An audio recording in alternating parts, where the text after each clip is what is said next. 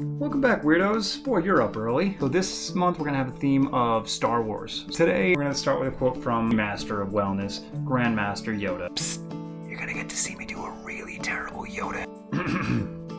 Fear leads to anger, anger leads to hate, hate leads to suffering. Okay, I'm done. I promise I won't do that until the next time.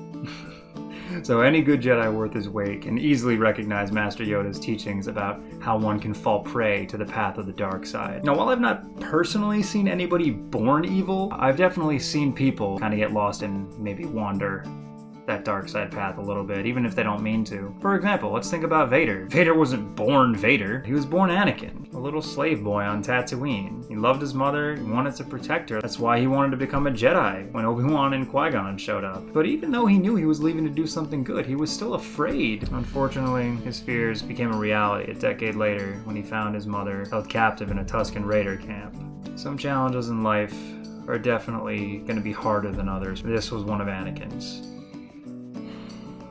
Anakin faced his greatest fears in that tent, and frankly, they weren't ready to let him go, and he was not ready to let go of them. Well, unfortunately, that event was the spark that really ignited that fear and turned it into anger. And when he stepped out of that tent, I think that's when we really saw Darth Vader be born. Since he wasn't able to reconcile his anger, he needed something to blame, someone, anyone. Like his mother wasn't there anymore, and he needed it to be someone's fault.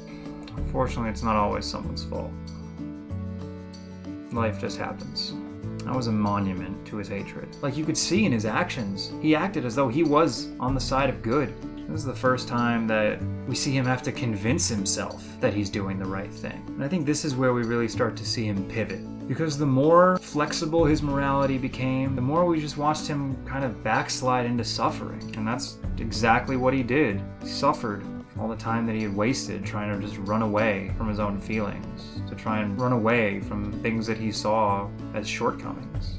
And I think that the takeaway from Anakin's story is that fear offers us a choice, and doing the right thing is always going to be the harder choice. But I know we've also all been in situations where fear was able to muddy the waters. It affected our decision making. I mean, nobody's ever proud to admit that they were afraid, but finding the courage to do so is what takes the strength away from that fear and gives it to us. Everything you do is better when you do it with confidence and without having to convince yourself that you're doing the right thing.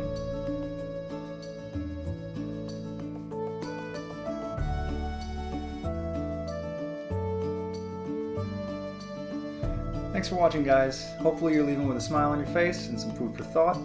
Remember, I put out a new Motivation Monday every week to help you start it off on the right foot. So if you enjoyed this video, be sure to like, subscribe, and ring the bell wherever it is. Now go be your best self, stay awesome, and I'll see you soon.